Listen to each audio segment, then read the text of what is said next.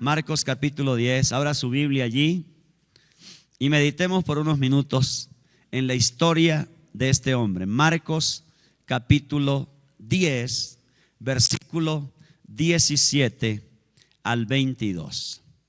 Cuando estén allí me dicen amén.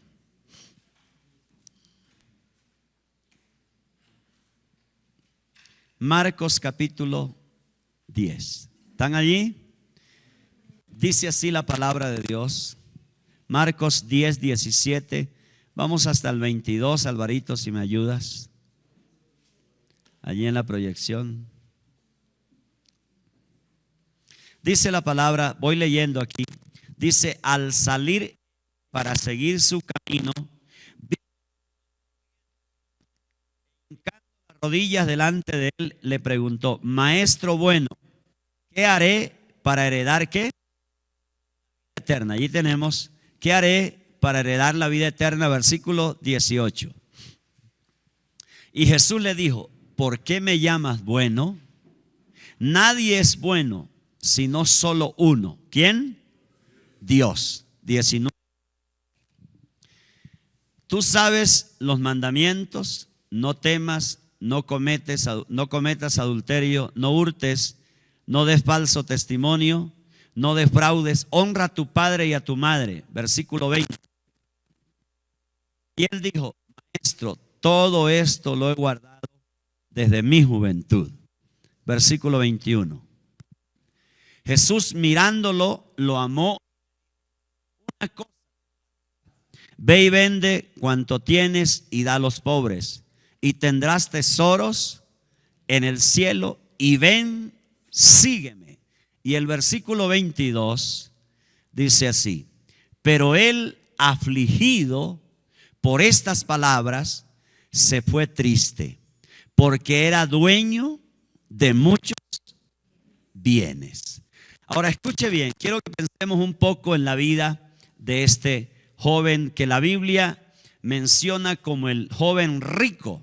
Ahora, esta historia fue contada por 3 evangelios.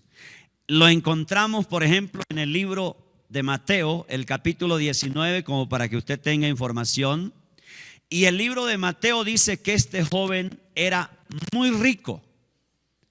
El libro de Mateo enfatiza esto.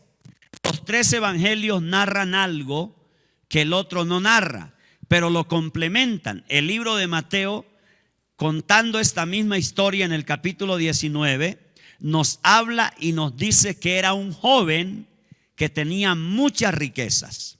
El libro de Marcos capítulo 10, el que acabamos de leer, él nos dice que tenía una vida moral ejemplar. Por ejemplo, cumplía los mandamientos, dice. Era un hombre que moralmente era muy capaz, muy bien formado y tenía una moral muy alta. Pero el libro de Lucas, también en el capítulo 18, narra la misma historia que acabamos de leer. Y el libro de Lucas nos muestra que dice,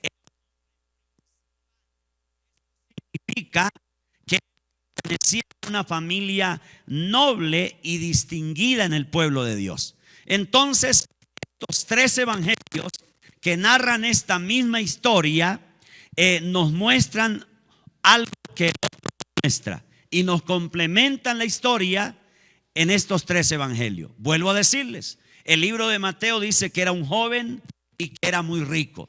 El libro de Marcos que acabamos de leer dice que era un hombre que tenía una vida moral ejemplar. Jesús le pregunta si cumple los mandamientos y él dice: desde pequeño he cumplido los mandamientos. Y el libro de Lucas nos muestra que era un hombre principal y que pertenecía a una familia muy distinguida en el pueblo de Dios. Ahora, este hombre o este joven tenía algunas equivocaciones que yo quiero mostrarles a usted y que nos van a ilustrar un poco más. Por ejemplo, este joven tenía una idea muy superficial de quién era Cristo. Y quiero que pensemos un poco en esto. Este joven, que la Biblia lo describe como el joven rico, era un joven que tenía una idea muy superficial, muy somera acerca de la persona de Cristo. Recuerde usted que él se encuentra en el versículo 17, si me lo pones, Alvarito. Mire lo que él dice, mire lo que él dice.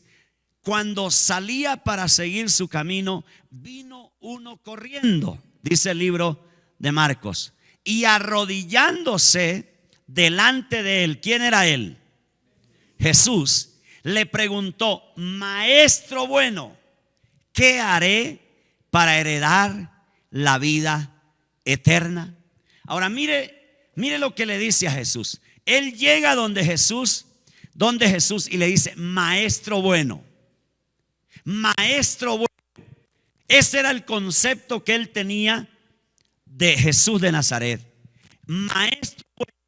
Y Jesús lo interrumpe. Mire lo que le dice en el versículo 18.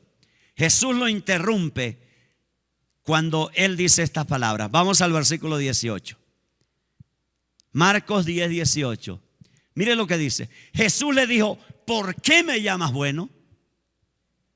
¿Por qué me llamas bueno? Con una pregunta le confronta ese concepto que él tenía.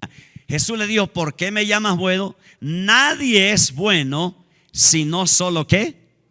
Sino solo uno. Ahora, Jesús no está aquí diciendo, no está tratando de implicar de que él no era bueno, no está diciendo que él no era bueno. No, sencillamente él quiere desbaratar el concepto equivocado que él tenía acerca de Jesús, de lo que él llamaba bueno, de lo que este hombre llamaba bueno. Tampoco Jesús está diciendo aquí que no era Dios, cuando él dice solo hay uno que es bueno y es Dios. No, Jesús no está hablando de eso. Sencillamente este hombre quiere enfocar, enrutar, para que este hombre tenga un concepto correcto de la persona de Jesús. Ahora, cuando nosotros pensamos en este concepto de bondad, ¿qué pensamos nosotros? ¿En qué nos basamos nosotros para decir que una persona es buena? ¿En qué se basaba para decir que Jesús era bueno? Muchas veces usted y yo tenemos un concepto distorsionado de la bondad de Dios. Por ejemplo, usted y yo nos consideramos buenos. ¿Por qué? ¿Ah? Esa es la base de nuestro concepto. Por lo que usted y yo hacemos. Cuando una persona, por ejemplo, ayuda a otra, decimos: esa persona es buena. Cuando una persona va en la calle y ayuda a alguien, decimos: uy, esa persona es buena. Cuando una persona invierte su dinero, por ejemplo, en la gente pobre, esa persona es buena. Esa persona es buena.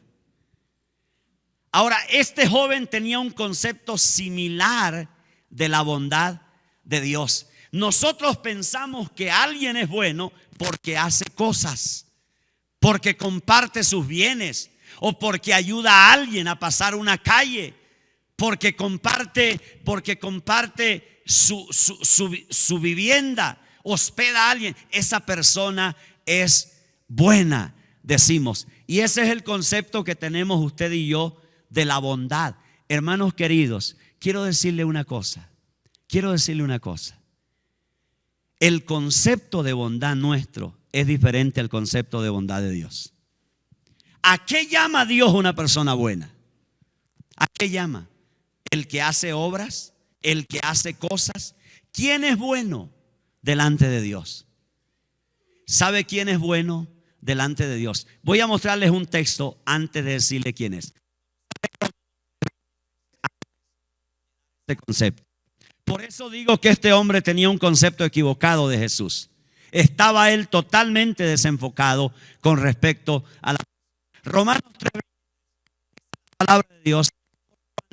Todos que y están que Dios. Hermanos queridos, para Dios, escúcheme bien, ¿quién es una persona buena? La Biblia dice que todos hemos pecado y todos estamos alejados de la gloria de Dios. Dice que no hemos alcanzado la gloria de Dios. Por lo tanto, delante de Dios, nadie es bueno por lo que ha hecho, hermano. Nadie es bueno por lo que ha hecho delante de Dios. Mis obras no me hacen bueno delante de Dios. Lo que yo hago por otro ser humano no me hace bueno delante de Dios. Y ese es el concepto que tenemos usted y yo de la bondad de Dios. Este joven se acercó a Jesús diciéndole: maestro bueno. ¿Sabe por qué le dice a Jesús maestro bueno? Porque lo había visto haciendo milagros. Lo había visto dando pan a los hambrientos. Lo había visto multiplicando los peces y los panes. Lo había visto sanando leprosos. Y entonces tiene el encuentro con este hombre, entonces le dice maestro bueno. El concepto de la bondad nuestra basada en las obras, en lo que hacemos. Para Dios, una persona buena, le voy a decir quién es. Es una persona que ha recibido su gracia y esa gracia le ha traído salvación, le ha limpiado de sus pecados, le ha redimido, le ha perdonado. Para Dios, una persona buena es aquel que ha limpiado sus pecados en la sangre de Jesucristo. Esa es una persona buena. Si el concepto de bondad que este joven tenía es por lo que Jesús había hecho, entonces Pablo Escobar era bueno. Porque Pablo Escobar hacía formar fila a la gente y le repartía dinero y gacha aquí nomás muy cerca. Los guerrilleros hacen eso. Los paramilitares hacían eso en los pueblos. Hay gente que tiene un estilo de vida pecaminoso y hace obras buenas. Pero no puedo decir yo que esa persona es buena porque hace obras buenas. Para Dios, una persona buena no es el que hace obra buena. Escúcheme bien. ¿Quién es una persona buena delante de Dios? Aquella persona que ha lavado sus pecados en la sangre de Jesús, tiene a Cristo en el corazón, Jesús es su Señor y su Salvador, y desde esa perspectiva entonces tú actúas con bondad. Esa es una persona buena. Este joven tenía una perspectiva equivocada de Jesús. Tenía una perspectiva equivocada de Jesús. Aunque lo llama maestro bueno, y Jesús le dice: ¿por qué me llamas bueno? ¿Por qué Jesús, antes de responderle con una pregunta, no se siente halagado? Jesús no se siente glorificado. Si alguien me dice maestro bueno, hombre, es para sentirme bien. Pero Jesús dice: ¿por qué me llamas bueno? Porque este joven, la perspectiva de cómo estaba mirando la bondad, estaba equivocado. Estaba mirando equivocadamente a Jesús. Es tan importante que tú tengas una visión correcta de Jesús. Hoy hay tantos cristianos a lo ancho y a lo largo de la tierra. Mucha gente que se proclama cristiano pero que tiene una visión equivocada de Jesús. Por ejemplo, para muchos Jesús es un panadero, no es más. El que les suple, el que tiene que proveerles el pan. Pero Jesús es mucho más que un panadero, queridos. Jesús es mucho más que aquel que te tiene que dar vestido, comida, alimento. Es mucho más que eso. Si tú tienes una visión solamente de Jesús en ese sentido, estás equivocado. Tu cristianismo no es sano, tu cristianismo no es correcto, no está enfocado. Jesús es mucho más que un panadero, que un proveedor de vestido, de alimento y de comida y de trabajo. Jesús es mucho más que eso. Y hoy muchos cristianos tienen una visión incorrecta de Jesús. Este joven tenía una visión incorrecta de Jesús. Por eso Jesús le derriba eso con una nueva pregunta. ¿Por qué me llaman bueno? ¿Cuál es la razón por la cual yo soy bueno? Y este joven pues no responde, porque su visión incorrecta de Jesús y su concepto equivocado de la bondad. Entonces tú no eres bueno por lo que haces, hermano. Tú eres bueno porque Jesús lavó tus pecados, limpió tu corazón, cambió tu condición y hoy te has convertido en un hijo de Dios, nacido de nuevo, y el Espíritu Santo habita en tu corazón, habita en todo tu ser. Y eso te hace una persona buena delante de Dios. Y de ahí en adelante ya haces cosas buenas. Hablas lo bueno. Ves un enfermo y te mueves en misericordia. Ves a alguien necesitado y te mueves en bondad. Ves a alguien que necesita oración y entonces vas y oras por él. Pero desde la perspectiva de tu experiencia personal con Jesús. Desde esa perspectiva de bondad. No eres bueno por lo que haces, eres bueno por lo que Jesús hizo por ti, que es diferente. ¿Está entendido? Ese es el primer concepto que quería dejarte en el corazón. Segundo concepto, rápidamente. Este hombre tenía escuche bien lo que le voy a decir, tenía un entendimiento superficial del estándar de Dios. No solamente era un joven que tenía una visión equivocada de Jesús, tenía una visión equivocada y superficial del estándar de Dios. Vamos al versículo 17, nuevamente. Ayúdame allí, Alvarito. 10:17 de Marcos. Mire esta visión equivocada que tiene en este segundo pensamiento. Versículo 17. Marcos 10:17.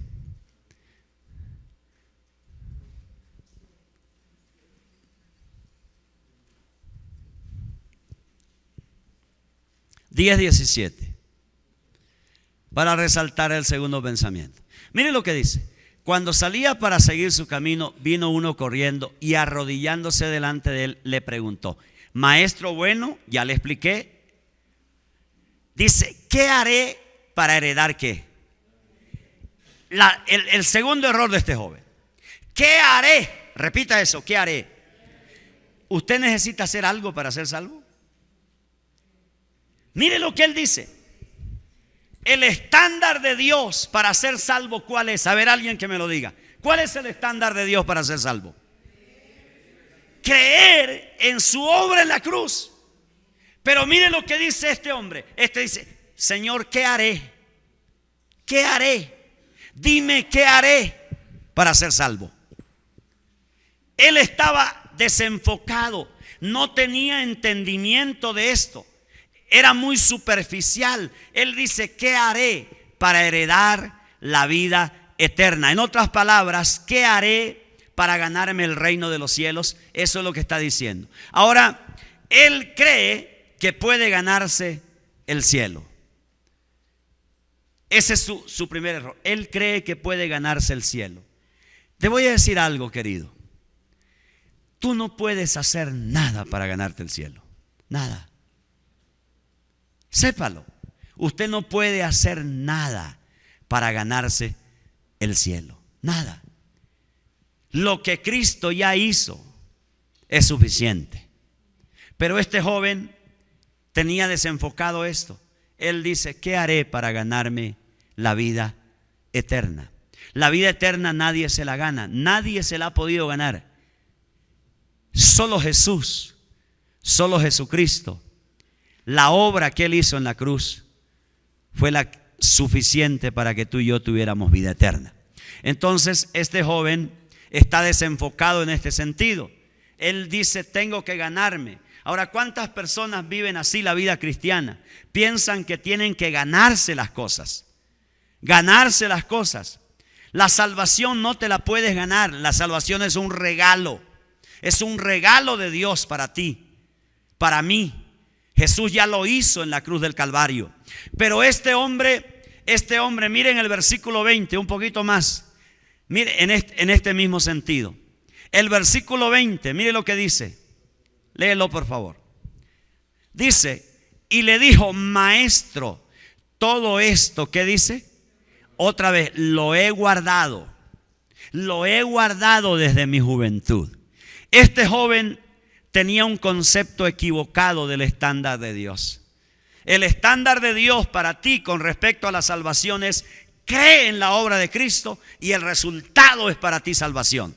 El estándar de este joven, ¿qué era? ¿Qué debo hacer? ¿Qué hago para ser salvo? Dime, Jesús, ¿qué hago? Tengo que ir a Monserrate, tengo que ir de rodillas, tengo que crucificarme. El estándar de este joven, él quería saber cuál era el estándar para poder ser salvo.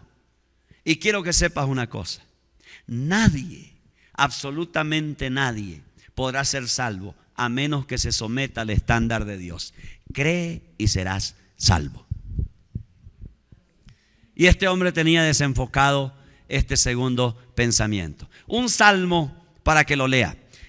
David, mire la revelación que tiene David de esta verdad. En el Salmo 116, versículo 11.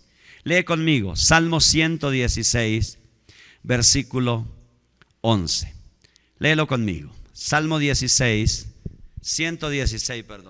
versículo 11. ¿Qué dice? Dije al armado, es el rey David: todo hombre es ¿qué? Mentiroso. Mire esta revelación que tiene David acerca de la condición del hombre. Usted y yo por naturaleza somos esto, hermano: mentirosos. Por eso, si usted y yo queremos seguir a Jesús, no podemos usar nuestro estándar, hermano.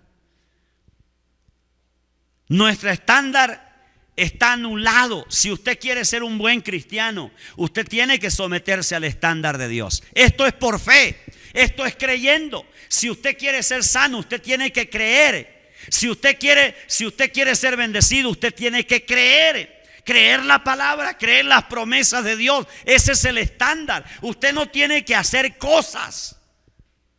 Usted no tiene que hacer obras como este joven estaba acostumbrado. ¿Qué haré para ser salvo? Dime, Jesús, ¿qué haré? En el versículo 20 que acabamos de leer, él le dice: Señor, todo eso lo he guardado. Pero no le había servido de nada. Había guardado una cantidad de ritos y de mandamientos, pero no le había bendecido, no le había levantado, no le había ayudado. ¿Cuántas personas han hecho tantas cosas y antes más se han hundido? La vida cristiana se vive por fe, se camina por fe y se logra cosas por fe. Hay que creerle, desarrolle una fe para que usted pueda recibir de Dios. Todo el beneficio le corresponde al Señor. Pero este joven está allí. Él dice: ¿qué haré para heredar, para conseguir, para lograr? ¿Qué haré? Entonces el ejemplo que Jesús le da: no tienes que hacer nada, sencillamente tienes que creer. Un tercer pensamiento que quiero dejar en su corazón. En el versículo 22, Marcos 10, 22, si me ayudas allí. Entonces, no solamente este hombre tenía un concepto equivocado de Jesús. En segundo lugar, tenía un concepto equivocado del estándar de Dios. Él quiere vivir una vida cristiana haciendo cosas, pero Jesús le dice: tienes que creer. Miren, en el tercer lugar, él tiene un error aquí. Versículo 22, Marcos 10, 22. Miren lo que dice. Pero él, ¿qué le dice? Afligido por estas palabras. ¿Cuáles palabras? Las de Jesús. Jesús le planteó el estándar. Miren lo que le dice: hombre, muchacho, yo sé que tú has cumplido una cantidad de ritos. Yo sé que tú has guardado esto, pero te voy a decir una cosa que te falta para que te ajustes a mi estándar. Ve y vende lo que tienes, comparte lo que tienes. ¿Con quién? con los pobres. Dalo a los pobres. Dalo y ven y me sigues. Ven y me sigues. Y dice que cuando él oyó estas palabras, pero él afligido por estas palabras, se fue ¿qué? Triste, porque era dueño de muchos ¿qué? Era dueño de ¿qué? De muchos pecados. En tercer lugar, este hombre tenía un concepto equivocado con respecto al pecado, hermano. Tenía un concepto equivocado. Mire lo que hace. Jesús le dice, vaya y reparta lo que tienes, entregue eso y venga y me sigue. Y entonces él dice que esto lo afligió tremendamente, le produjo aflicción la palabra que Jesús le dio, le produjo tristeza porque era dueño de muchos bienes. ¿Qué quiere decir esto? Este hombre tenía un concepto muy equivocado con respecto al pecado, a la voluntad de Dios. Tenía un concepto muy equivocado. Y para él fue muy duro esto, que Jesús le diga, hombre, la voluntad mía es esta, que tú me sigas y que repartas lo que tienes, lo des a los pobres y ven y me sigues. No entendió esto. Fue un tropiezo. ¿Cuántos de nosotros hemos tropezado en la voluntad de Dios, hermano? ¿Cuántos de ustedes, en vez de alegrarse porque les es revelada la voluntad de Dios, tropiezan en la voluntad de Dios? Les entristece, les produce dolor. ¿Cuántas veces Dios le ha hablado a usted y le ha revelado su voluntad en alguna área de su vida? Y usted, en vez de adorar a Dios por eso que Dios está trayendo a su vida, usted se entristece, usted se desanima, usted se echa para atrás, usted dice, esto no es conmigo. Pues este joven, escúcheme bien, Dios le revela su voluntad, Dios le revela la vida buena, el camino correcto se lo muestra, una vida diferente le muestra. Él le dice, mire, lo que tienes que hacer es esto. Y esta revelación de Jesús le produjo tristeza en el corazón. Le produjo tristeza, le produjo dolor, le produjo desánimo. La palabra de Dios no tiene que producir desánimo en tu corazón, hermano. La palabra de Dios no tiene que producir tristeza. La palabra de Dios tiene que producir libertad en ti. Tiene que producir sabiduría en ti. Pero muchos cristianos están tropezando en la palabra de Dios, tropezando en la voluntad de Dios, porque tienen una percepción equivocada de su pecado, de su estilo de vida, y caminan así. Por ejemplo, ¿cuántos jóvenes se les ha dicho, mira, no te cases con esa persona, no te ennovies con esa persona? Y muchas veces eso les causa tristeza.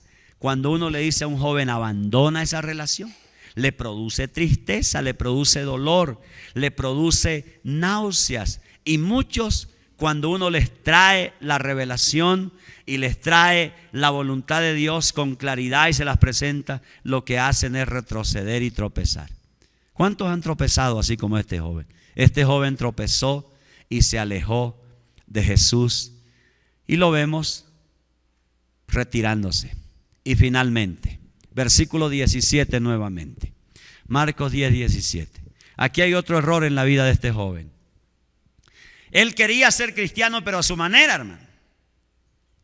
Él quería ser un cristiano, por eso va y busca a Jesús. ¿Y cómo llegó cuando se enfrentó a Jesús? ¿Cómo llegó? ¿Cuál fue la actitud? ¿Cómo llegó? De rodillas. Llegó y se arrodilló delante de Jesús. Una actitud aparentemente saludable, pero no fue sincera. no fue natural, no fue genuina. Mira el versículo 17 una vez más. Este hombre tenía un concepto equivocado de esto. Cuando salía para seguir su camino, vino uno corriendo, arrodillándose delante de él, le preguntó: Maestro bueno, ¿qué haré para heredar qué? La vida eterna. Este hombre finalmente tenía una visión equivocada de la salvación. Equivocadamente. Él quiere la salvación, pero tiene una visión equivocada de la salvación. Él pensaba que la salvación se podía pagar. Él pensaba que podía dar algo para ser salvo. Y lo vemos actuando en este error. Confió. Ahora, ¿por qué él tiene esta actitud en el corazón? ¿Sabe por qué? Porque él había estado acostumbrado a comprar cosas. Era un hombre rico. Se había acostumbrado. Era un hombre que, como tenía tantas riquezas, podía comprar, podía conseguir, podía lograr, podía ir, podía viajar, podía venir, podía dar. Bueno, hacía muchas cosas con el dinero que tenía, y entonces él pensaba que también lo que él necesitaba en su interior, como era la salvación, también podía comprarla. Por eso le dice a Jesús: ¿qué haré para heredar la vida eterna? Reconocía que necesitaba la vida eterna, pero él quería conseguirla a su manera.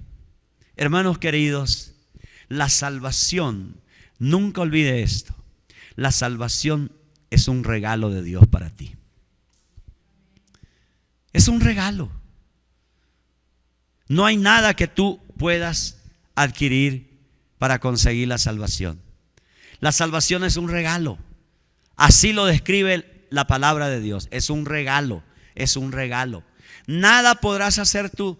Por ejemplo, tú no necesitas ayunar para ser salvo, porque la salvación Dios te la regaló en Cristo. Si tienes a Cristo en el corazón, ya eres salvo. No necesitas hacer ayunos. A veces uno ve tantas iglesias enfatizando: venga, el ayuno para ser salvo. No necesitas ayunar para ser salvo. Necesitas ayunar para otras cosas, no para ser salvo. La salvación es un regalo de Dios para ti. Solamente tienes que creer. Y eso fue lo que Jesús quiso introducir en la mente y en el corazón de este joven. Pero este joven, dice la palabra de Dios, que se fue triste, abandonó esa posibilidad maravillosa que Dios le dio de ser salvo. Y finalmente, leyendo allí en el capítulo, dice el versículo 21. Mira la actitud de Jesús. El versículo 21 en adelante dice: entonces Jesús mirándolo. Entonces Jesús, ¿qué? Mirándolo, mire lo que dice: lo amó y le dijo: una cosa te falta. Ve y vende cuanto tienes y da a los pobres. ¿Y qué le dice?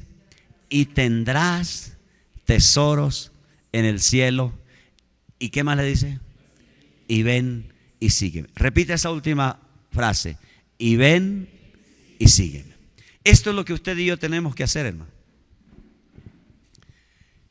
Venir y seguir todos los días a Jesús, hermano. Eso es lo que tenemos que hacer. No se canse de seguir a Jesús. Esa es la actitud correcta de un cristiano saludable. Seguir a Dios todos los días. Sígalo, sígalo, sígalo. No abandone a Jesús. No abandone su causa. No abandone su palabra. No abandone sus propósitos. Agárrese de ellos todos los días. Lo que Jesús quería de este joven era que él lo siguiera, que dejara todo lo que le amarraba a este mundo. Las riquezas lo tenían amarrado, lo tenían postrado, lo tenían viviendo mal. Increíble lo que estoy diciendo, pero aquí hay un hombre que las riquezas lo pusieron a vivir mal, hermano. Las riquezas lo llevaron a vivir una vida miserable. Lo llevaron a vivir una vida vacía. Por eso Jesús le dice: deje eso, reparta eso, venga y sígueme. Cuando tú y yo seguimos al Señor Jesús, todos los días estamos en el camino correcto y todas las cosas nos llegan por añadidura. Así respondió este joven. ¿Cómo respondemos tú y yo? ¿Cómo respondemos? La manera correcta es seguir, así como lo hizo Zaqueo en la palabra de Dios. Jesús le dijo a Zaqueo, ¿qué le dijo? Cuando lo vio allá en el sicómoro, ¿qué le dijo? Desciende, porque es necesario que este mismo día pose en tu casa. Y este hombre bajó rápidamente, fue y esperó a Jesús. Y Jesús llegó a su casa y ya usted sabe todo lo que pasó allí. Necesitamos caminar con Jesús todos los días. Y cuando Jesús es una realidad, como les hablaba el domingo, una realidad viva en la vida nuestra, todas las cosas nos llegan por añadidura. Cierre sus ojos allí. Padre, te damos gracias. Cierre sus ojos por unos minutos. Padre, te doy gracias. Gracias. Si estás cansado, cansada de luchar y no hay fruto, ¿por qué no te rindes al Señor Jesús? Dígale: Padre, me rindo a ti. Vacío mis cargas. Si tienes una vida vacía, dígale: Señor, lléname. Si tienes una vida sin sabor, sin sentido, si no tienes norte en tu vida, dígale: Jesús, me rindo a ti hoy. Pero hazlo con el corazón. Dígale: Jesús, me rindo. Me postro a ti, Jesús. Me rindo. Ríndete ahí hasta que su presencia caiga sobre tu ser. Rinda el corazón. Nuestra vida sin Jesús estará vacía siempre. Nada podemos hacer si Él no es real en nuestra vida. Somos como un desierto seco, vacío. Si Jesús no es vivo, no es real en tu diario vivir, vas a caminar con una vida tan insípida. Dígale: Jesús, me rindo. Dígaselo con el corazón: me rindo a ti, Señor. Necesito tu ayuda. Necesito tu ayuda. En cada paso que doy diariamente, necesito, Señor, caminar con sabiduría. Necesito andar agradándote.